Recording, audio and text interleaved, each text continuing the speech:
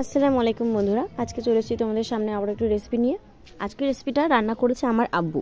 আমার আব্বু বাড়িতে থাকে না, কাজে যায়, তো সেখানে গিয়ে বাড়ির রান্নাকে খুব মিস করে। সেই কারণে বাড়ি থেকে জিনিসপত্র নিয়ে যায় এবং কাজের টাকা দিয়ে সেখান থেকে অনেক কিছু কেনে, সবজি, মাছ, মাংস এসব কিনে ওখানেই রান্না করে খাওয়া দাওয়া করে।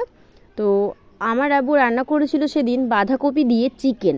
সেটা দেখে আমার ভীষণই লোভ হয়েছিল, তাই আজকে যখন আব্বু বাড়িতে ছিল আমি বলেছিলাম আজকে আমার জন্য ওই রান্নাটা করে দিতে। এর জন্য প্রথমেই দেখছো সুন্দর করে আমি বাটনাটা করতে বসে গেছি, কারণ মশলা বাটতে কিন্তু সব থেকে বেশি সময় লাগে। আর এদিকে আমি চিকেনের আলুগুলোকে সুন্দর করে ভেজে তুলে নিয়েছি। তারপরে রান্না শুরু হয়ে গেল। প্রথমেই কাঁচা লঙ্কা কুচি আর পেঁয়াজ কুচি দিয়ে বাঁধাকপি কুচনোগুলো দিয়ে দিলাম। তারপরে সুন্দর করে নাড়াচাড়া করতে হবে। পাকা টমেটো ছিল, তোমরা চাইলে নাও দিতে পারো। এইভাবে বাঁধাকপি দিয়ে একবার চিকেন রান্না করে খেয়ে দেখো, দারুণ লাগবে। রান্নাটা তো আমার খুবই ভালো লেগেছে। তারপর এখানে দিয়েছে আদা রসুন বাটা। এরপর একে একে চিকেনগুলো দিয়ে দিয়েছে। চিকেনগুলো কিন্তু বেশ বড় বড় পিসই রেখেছিল, কারণ আমরা নর্মালি যখন চিকেন খাই এরকম বড় বড় পিসই রাখি, না হলে কিন্তু খুব একটা ভালো লাগে না। এবারে চিকেনটাকে অনেকক্ষণ ধরে নাড়াচাড়া করতে হবে, ভালো করে কষিয়ে নিতে হবে। আলাদাভাবে এখানে যে চিকেনগুলো রেখে দিয়েছিলাম সেগুলো একটু পরে দিয়েছি। এরপরে লবণ দিয়ে দিচ্ছি। তারপরে কেটে রাখা পাকা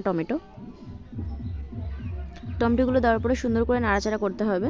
অনেকক্ষণ ধরে কিন্তু চিকেনটা কষাতে হবে, কারণ যত কষানো হবে বাঁধাকপির ফ্লেভারটা ততটাই এর মধ্যে থাকবে।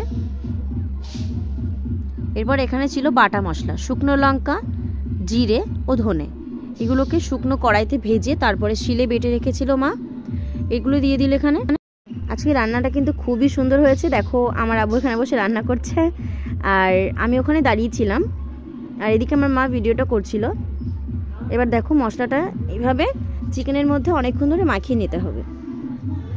সুন্দর করে এইভাবে রান্নাটা তোমরা করে দেখো, আশা করি ভালো লাগবে। তোমরা যারা রেগুলার আমার ভিডিও দেখো তাদেরকে অনেক অনেক থ্যাংক ইউ। আর যারা যারা নতুন বন্ধু আছো, নতুন প্রথমবার আমার ভিডিওটা দেখছো, তারা প্লিজ চ্যানেলটা সাবস্ক্রাইব করে নিও নতুন রান্নার ভিডিও দেখার জন্য।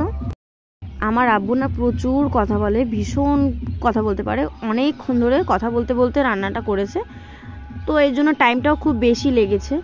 টাইমটা বেশি লাগার জন্য কিন্তু রান্নাটা খুব সুন্দর হয়েছিল। ভালো করে দেখছো মশলাটা চিকেনের মধ্যে সুন্দর করে কষানো হয়ে গেছে। এবারে এর মধ্যে হলুদ দিয়ে দেব, তারপরে অল্প একটু পানি। হলুদটা দেওয়ার পরে পানিটা দেওয়া হয়েছে তার কারণ হলুদটা দিলে মশলাটা কিন্তু তলায় লেগে যায়। এভাবেই সুন্দর করে রান্নাটা করে নিতে হবে।